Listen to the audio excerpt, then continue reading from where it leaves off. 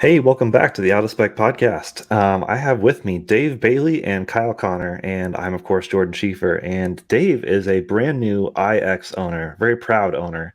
Of course, he's a Corvette guy as well. But we're talking about iX today because iX is a new hot topic.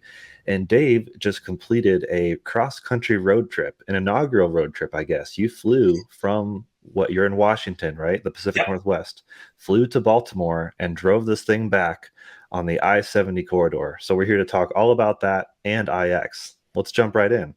How was it? The trip was awesome. I mean, why, probably some people are asking, why did I go from Washington State to Baltimore to pick up a BMW? So I originally ordered an iX back in December of 2021.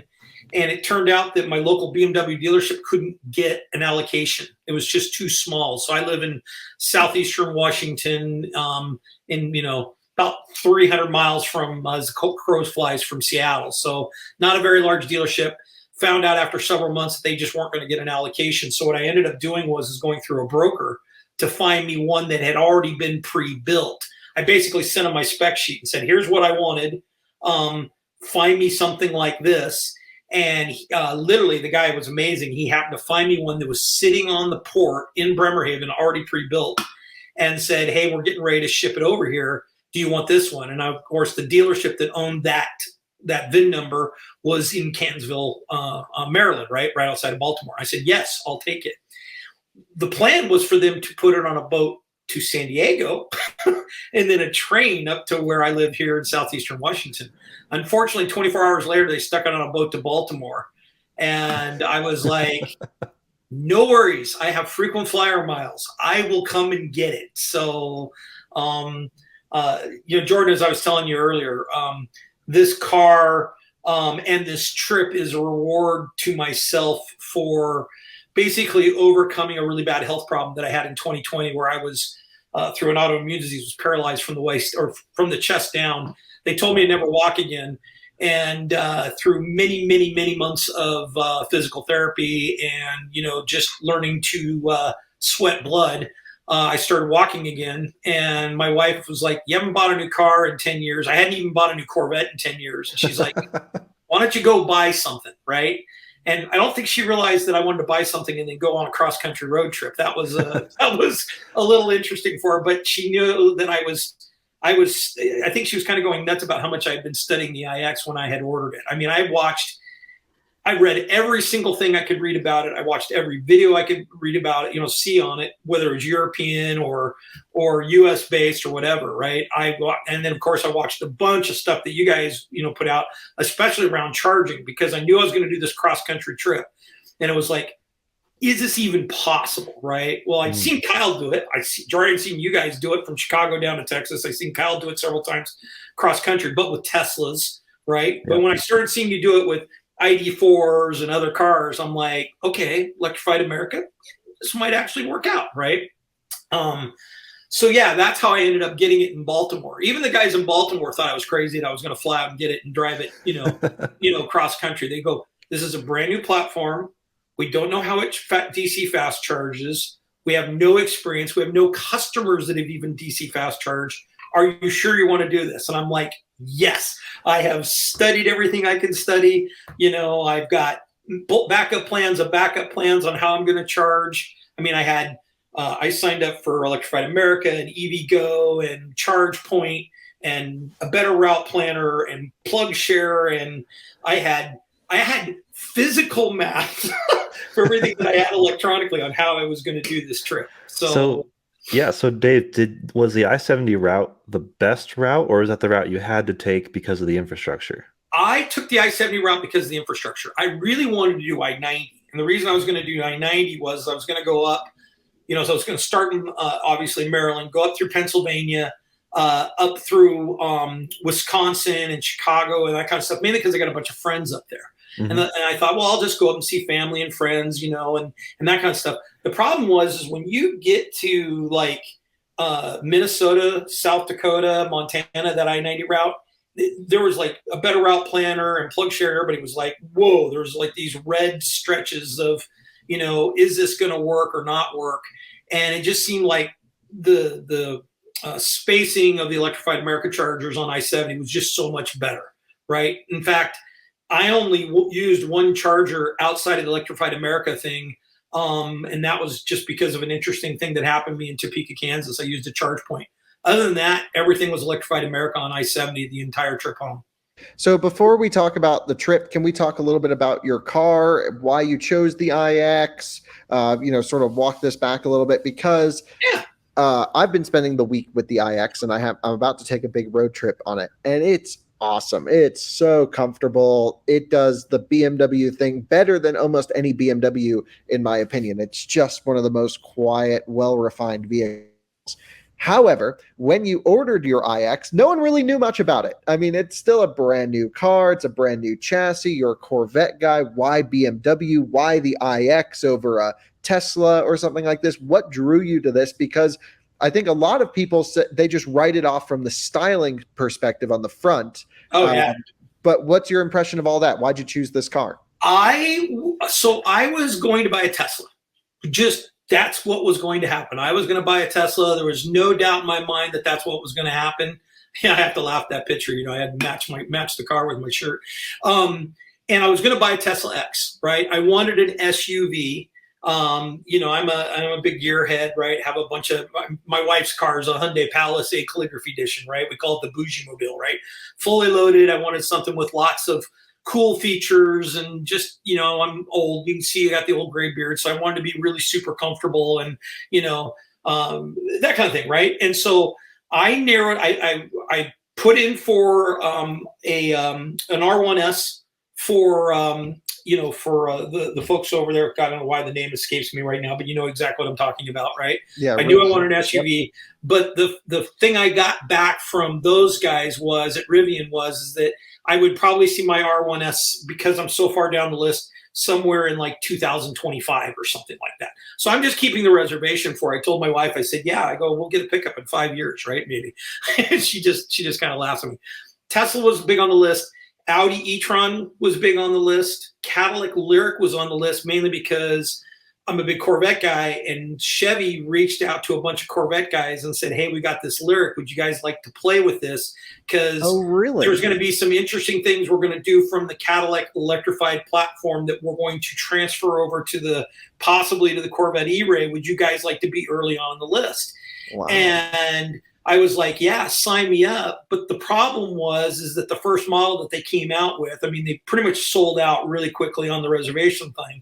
I had it in because a buddy of mine's a long-term Cadillac fleet manager, so I could just get in on the thing.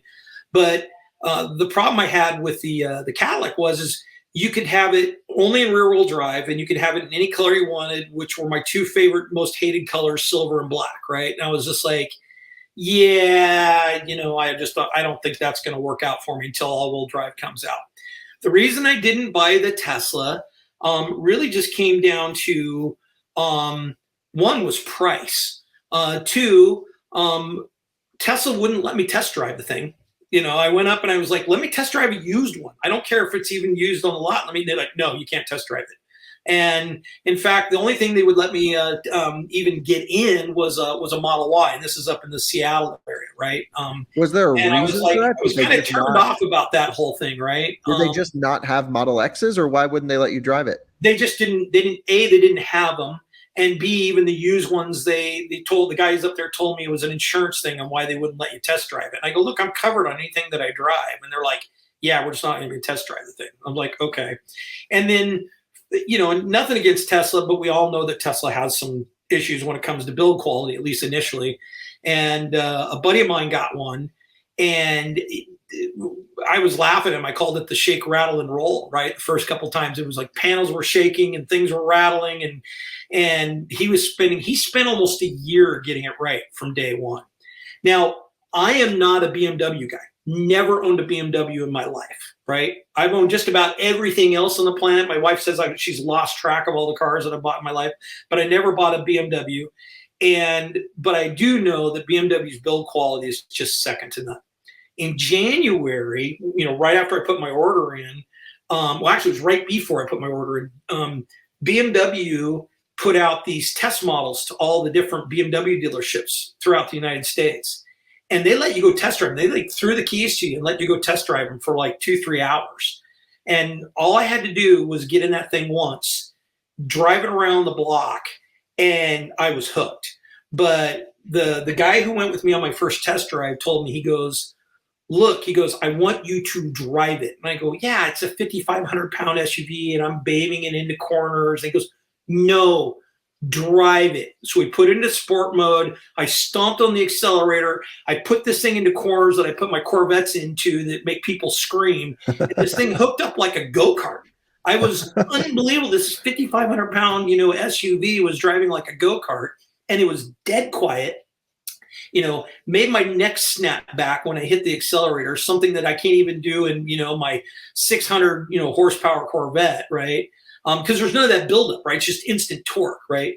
And I was hooked. And I think I told you guys we named it, right?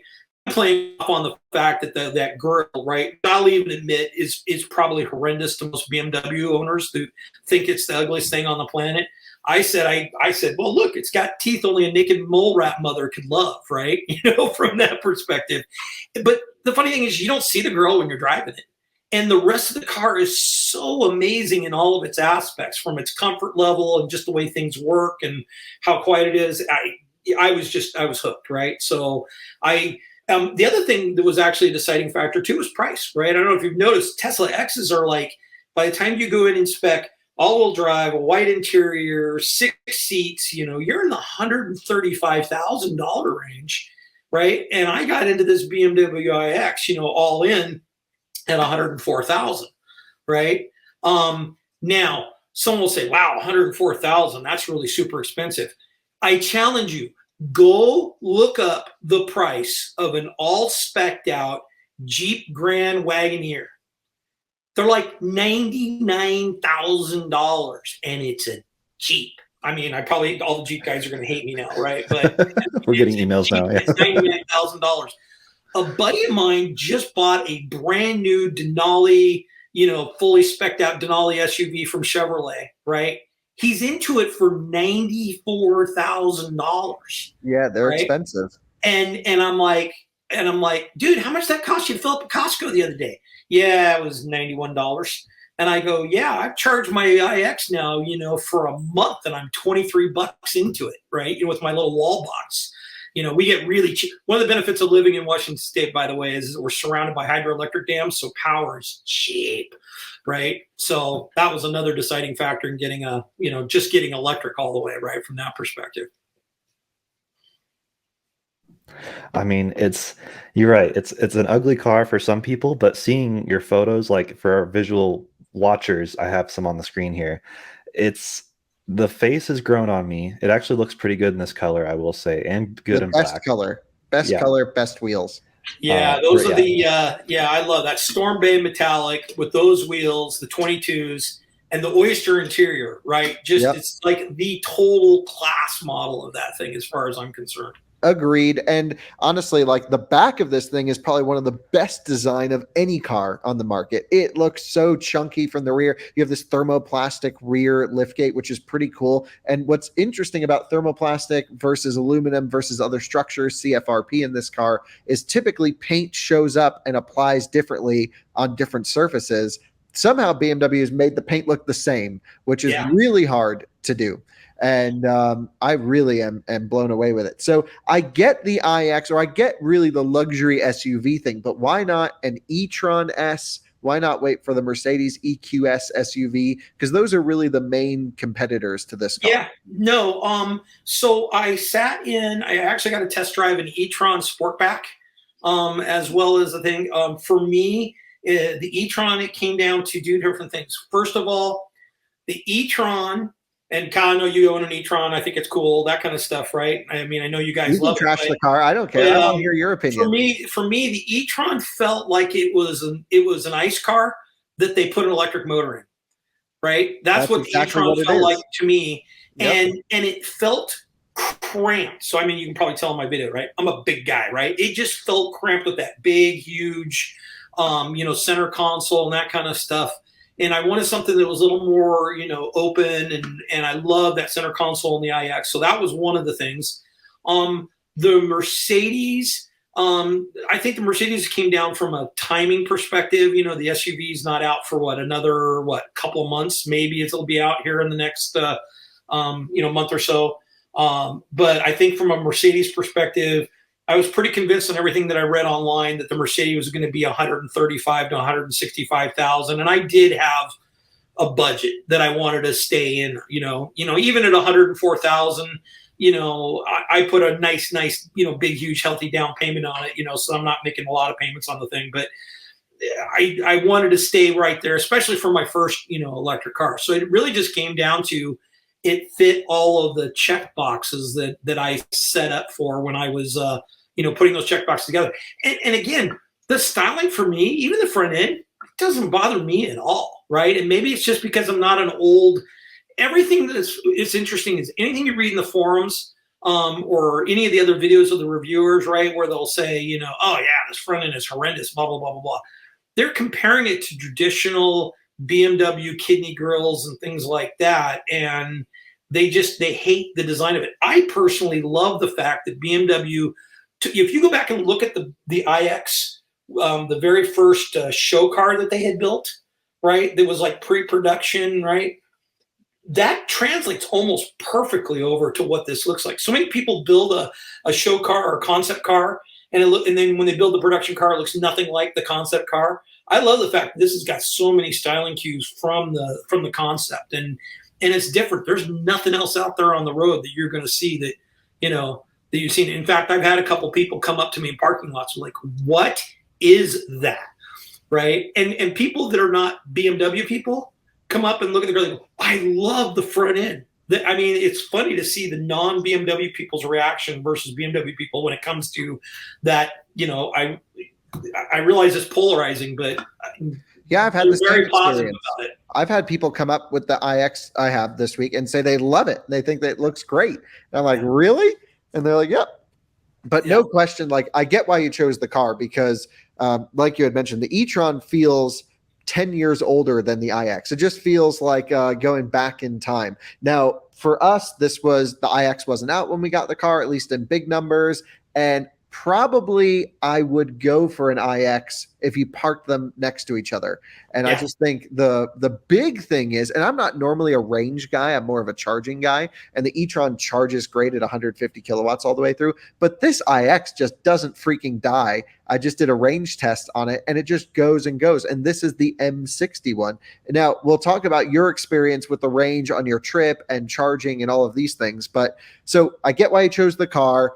Cool how you found the car actually going, through a broker. That's an interesting situation. And then why did you choose this spec? Or I should say, what were the things that were important to you? Because a lot of our audience watching this video, I imagine, are going to be in-market iX buyers.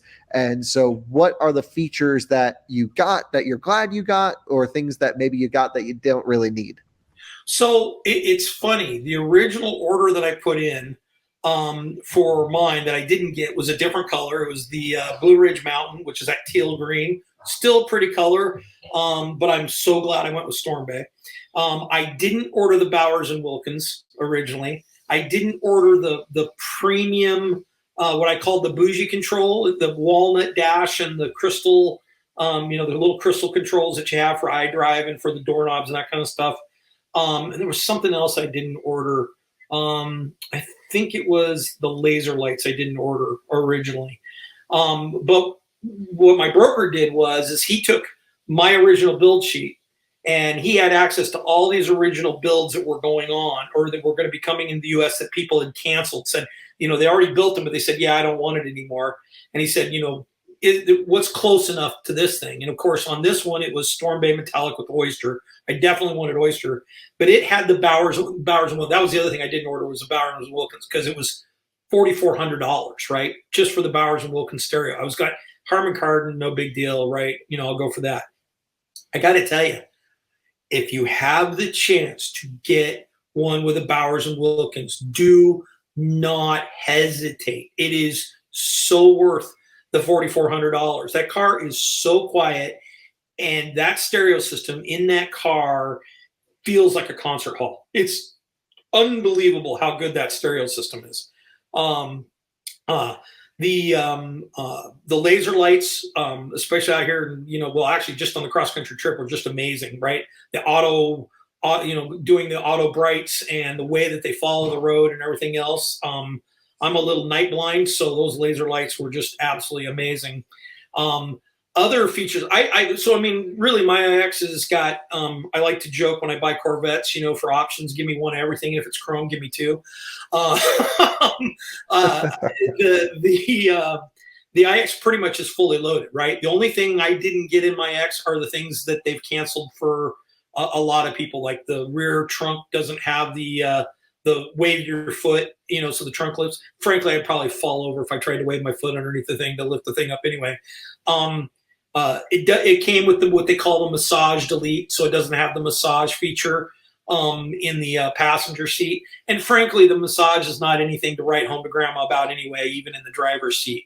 The seats are great. I love them. They're not the best BMW seats I've ever sat in. The best BMW seats I've ever sat in was my buddy's 2010 short wheelbase Series 7. We called that thing the speed limo. It was the most amazing seats ever. In fact, I've tried to find a wrecked one so I can take the seats out and turn them into office chairs, right? That's just how great those seats were, right? Yep. In fact, I think there's a company now that actually does that, builds office chairs out of your favorite car seats and that kind of stuff. But my two favorite features, though, even though the Bowers and Wilkins is amazing and that kind of stuff, my two most favorite features in this are ones that I ordered, not knowing what I was really going to get, was the auto lane assist, and more importantly, the congestion. I don't know what they call it. I think it's congestion assist or something like this. It's like advanced driver plus, and then under 35, you don't have to touch the wheel. Yeah, well, for us, we got stuck in a traffic jam outside of Indianapolis. It was 10 miles long. And I wonder how this works. And I went under the dash, and it was pretty easy to, just select it and go.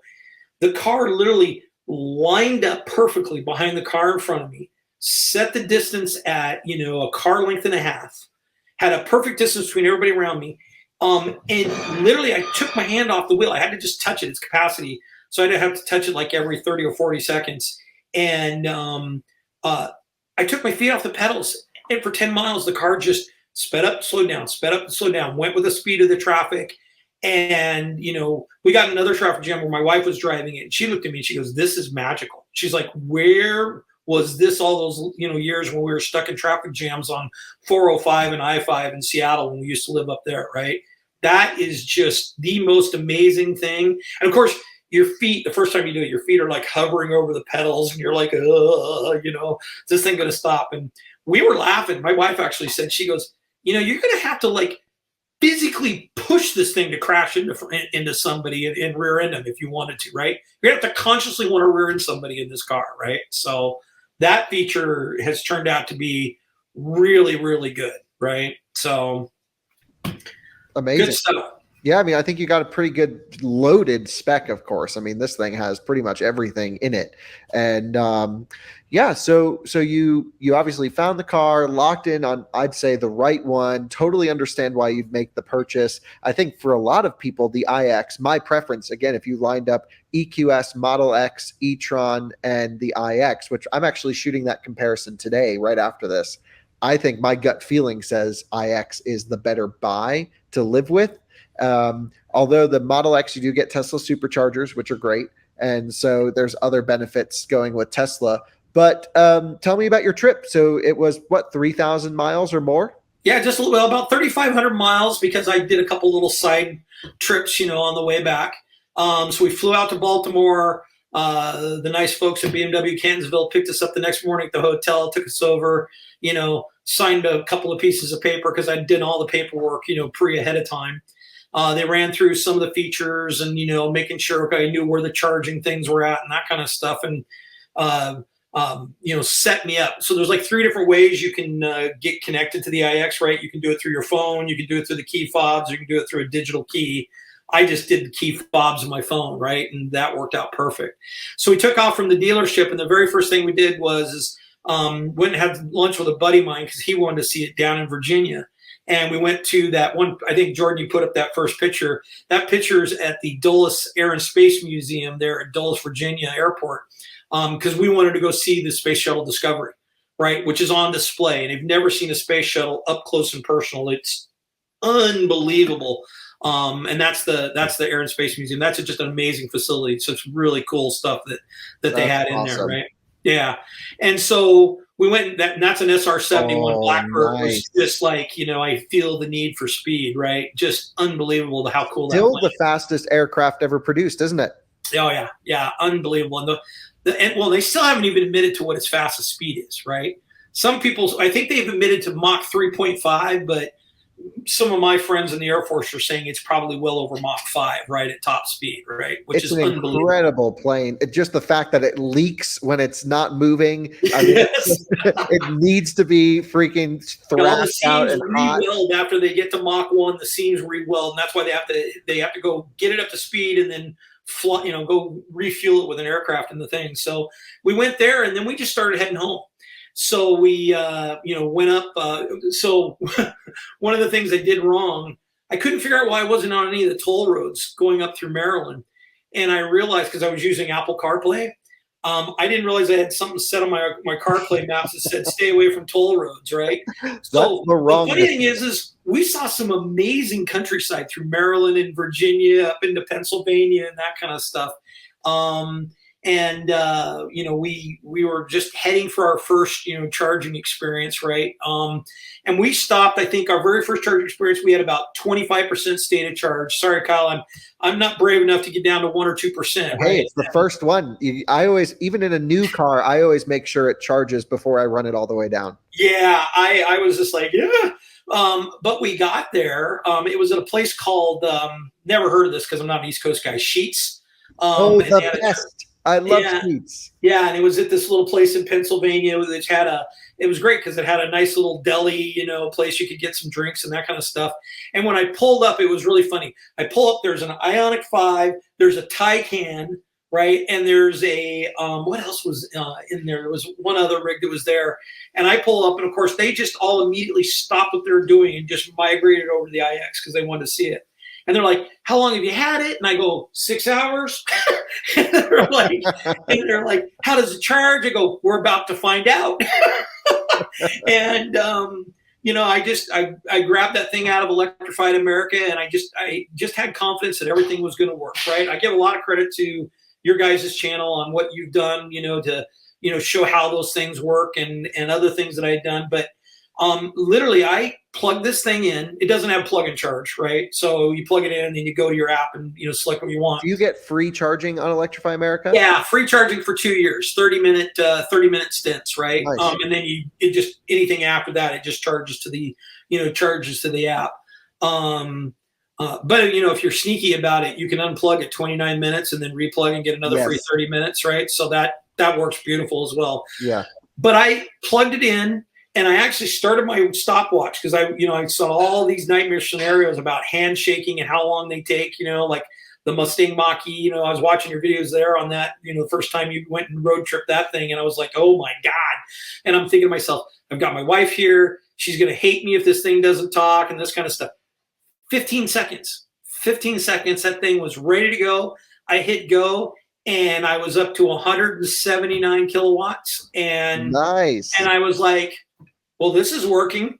And the guy in the Taycan was like, man, that went faster than even my Taycan. And so we went over and we just walked over to Sheets' place and got some drinks and got a couple snacks. And 30 minutes later, I was up to literally, I think it was 29 and a half minutes. I was up to 80% and unplugged, and we headed off to the next one. So the first thing we drove 100 miles, right? Until we just got too tired and, pulled over and, stayed at a Holiday Express, right? So I could be a nuclear physicist the next day, right? What's that old joke with Holiday Expresses, right?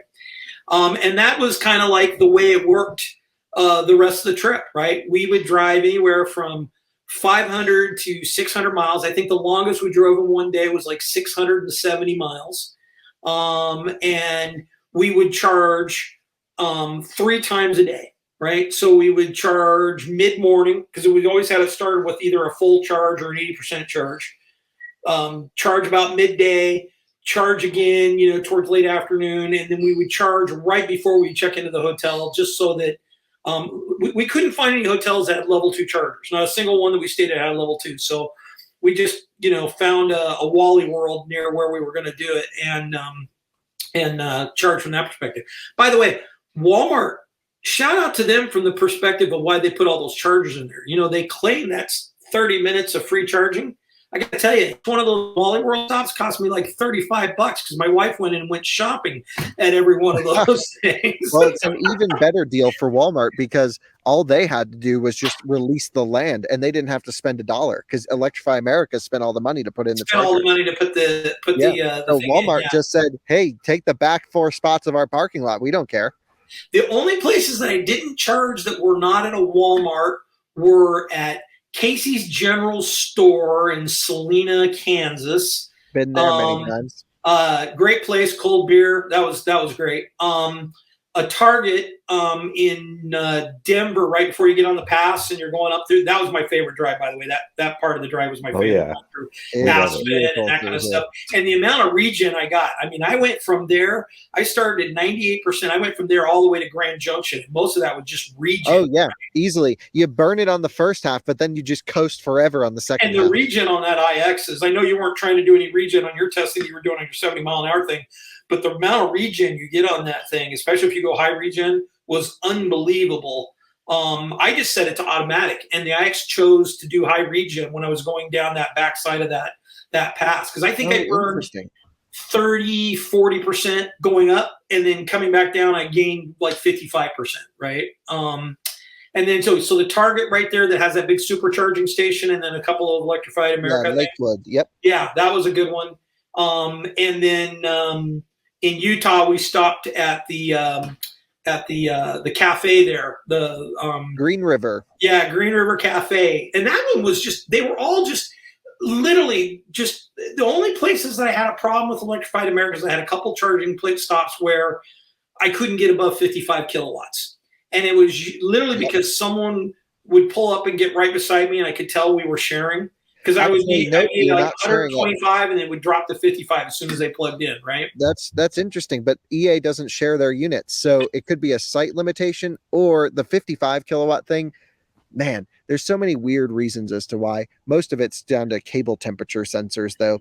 But their EA stuff doesn't share. EVgo does. Oh, okay. Well, yeah. So now the biggest charging, so we stopped at a lot of really cool places. We stopped at Turn 2 at Indianapolis Speedway and took a picture there. Yep, nice. Obviously Jack Stacks in Kansas City because I had to get some barbecue. So before I had this health issue, I used to fly around the world. I've been around the world like 40 times, been all over the United States, been all 50 states, and this was kind of one of my bucket lists. I wanted to see the United States from ground level instead of 30,000 feet. So I a lot of places, like for example, you got there's from the Red Iguana there in Salt Lake. Some of the best Mexican food ever on the planet is at the Red Iguana Cafe there. But the only place that we had the, oh my God, what did we do moments was Topeka, Kansas. And here's where I learned a very valuable lesson, and that's double checking everybody against everybody else. Everything been going really smoothly. I think we were day 3 into the trip. We get to Topeka, Kansas. So we're like 80 miles outside of Topeka, Kansas on this back road. This is where I discovered, by the way, tollway. I'm like, why am I on this back road and not on I-70? It was because of that, CarPlay had it set to no take toll roads. And I didn't realize there were some toll roads there, or at least it thought it had some. No, that section is a toll-only road. Yep. Yeah, so I didn't know that. So I didn't pay a single toll. The funny one thing was I didn't pay any tolls the entire time because I just wasn't, It's not a bad deviation, but yeah, it's a little slower. But it's a little slower, but it's pretty, right? That lake area there outside of Topeka and that kind of stuff is really gorgeous.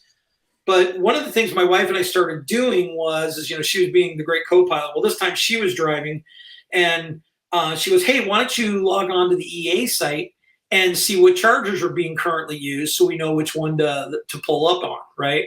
The funny thing is almost everywhere we charged, it was always charger number 3. I don't know how that worked out, but it was always charger number 3 at almost all the EA places. So I bring up the EA app and I look at it, and it's like 1, 2, 3, 4, all offline. I'm like, what? What? They all say offline, right? And my wife's like, I go, how much charge we got left in the car? And we're still 25 miles outside of Topeka. And we realized that EA thing is offline. And I said, well, maybe it's a mistake. Maybe it's something wrong. Let's still just go there. And sure enough, we get there. The entire parking lot is torn up. The EA chargers are completely offline. You can tell where the electricians are working on them. And I'm like, oh my God. And I go, how much charge have we got left? And we've got 20% left.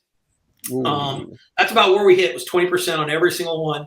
And she goes, what are we going to do? And I'm like, well, we're in Topeka. We can stay the night. I go, we can find a level 2 charger and just charge overnight.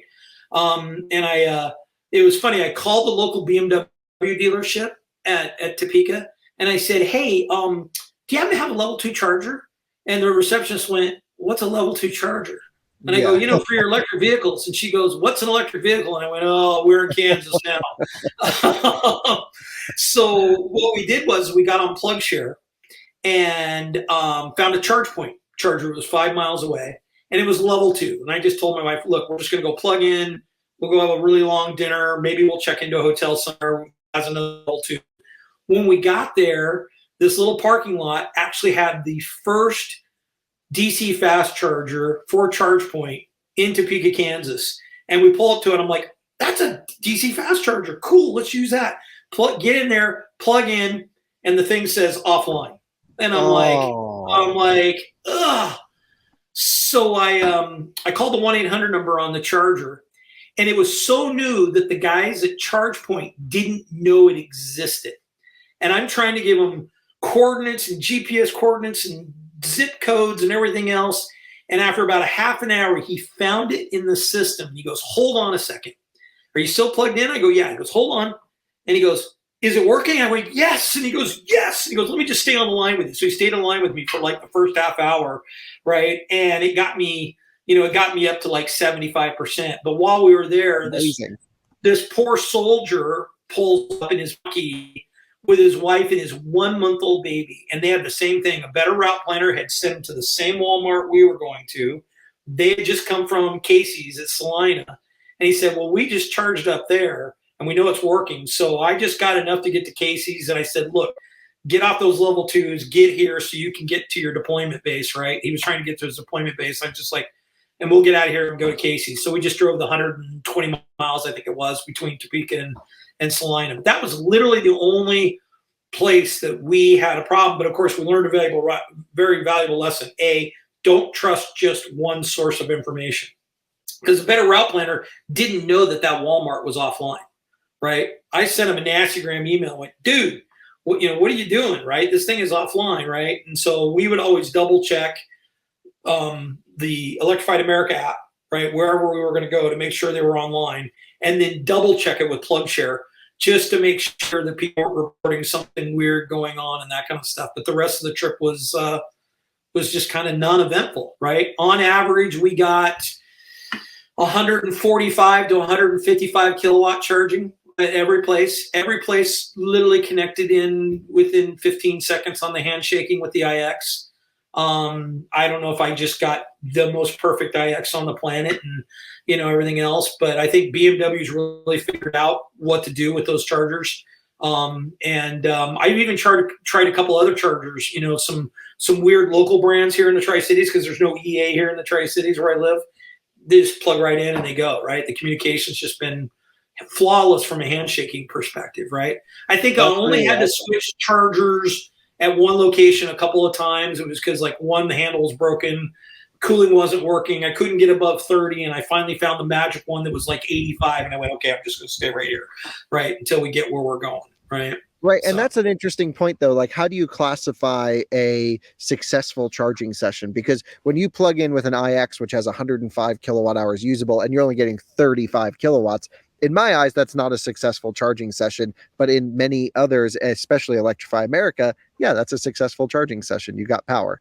And so, that's kind of okay, I agree. Road tripping across the country on the same route you have many times. I don't even think about it anymore. It's so easy. You roll up, like you had mentioned, maybe once in a while you got to swap a handle or things like this. But when did you take this trip? Was it really recently or was it a couple months ago? I started August 8th, or no, excuse me, August 6th. And 6 days later, I was home. Right. So it was hot. It was in a couple places. It was like in Pennsylvania, it was like 105, and a lot of places it was over 100 degrees the entire trip. The only thing I couldn't figure out on the IX is there's I don't know if it's just a translation thing wrong with BMW because we talk about preconditioning, right?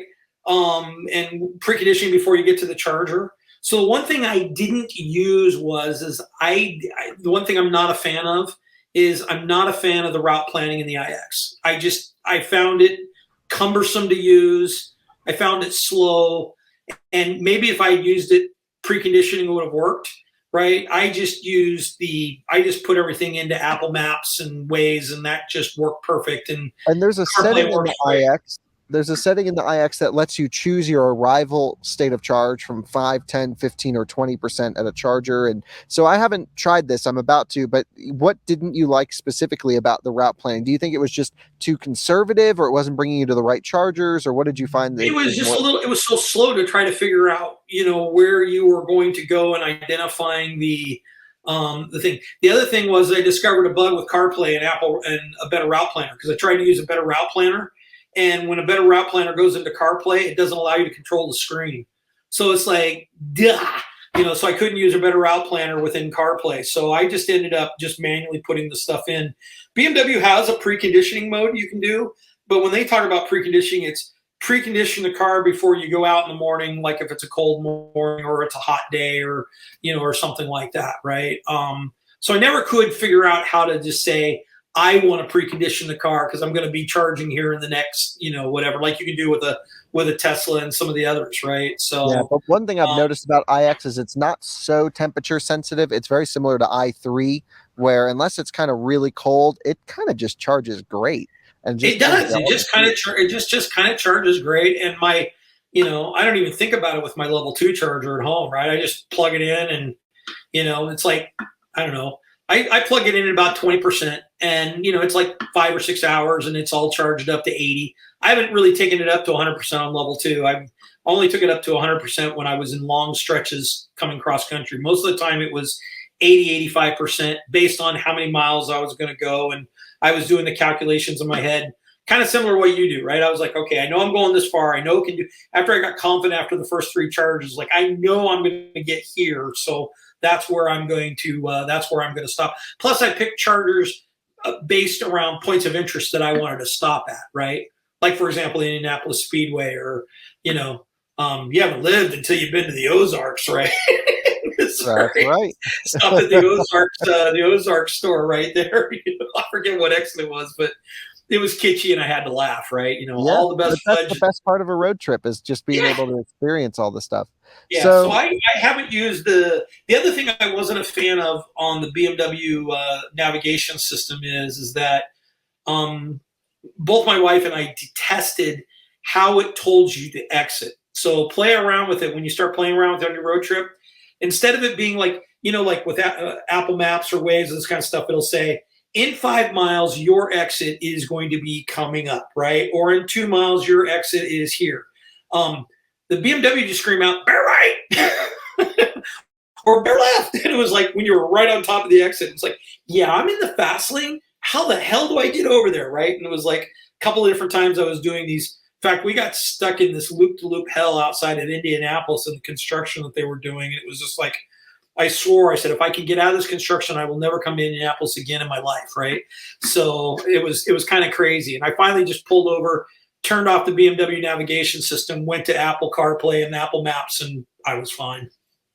Well, that sounds pretty cool. So, I mean, look, a super successful road trip, no question. And we've had a lot of reports of major Electrify America issues coming from our side, and I think it's great to balance it out with good reports too, because I think we've shared some of the best and some of the worst stories about the network, about US charging, and specifically on your route. It doesn't seem like you hit very many ABBs. It's mostly a Signet route on the route that you went on, which is Yeah.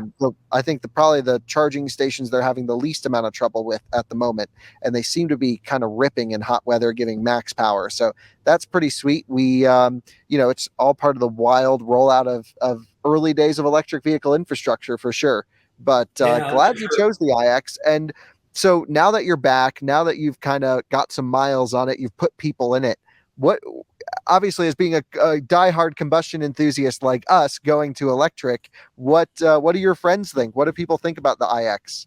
The funny thing is that they have two reactions. Their initial reaction is I don't get it, Dave. What are you doing, right? You're a gearhead, right? One of my buddies actually has a business where he builds. He takes Corvettes and pumps them up to 2,000 horsepower, and the motors only last like 6 months, but it's fun in those 6 months, right?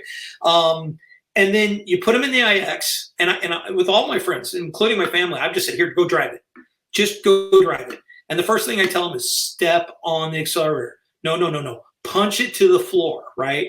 And the yelps and the explanations they make when they figure out just how fast this thing, goes is just unbelievable. And then they get it, right? I told them, I go, so look, I'm a realist, right? In fact, my wife got me a license plate frame because I told a bunch of friends of mine. They were like, Dave, you're not an environmentalist. What the heck are you doing? Blah blah blah. And my wife got me a license plate frame for the rear of the IX. I still haven't got my license plate, so I'll put it on when they come in. But the license plate frame says it's definitely not about the environment, right? That's not what I bought the car for, right?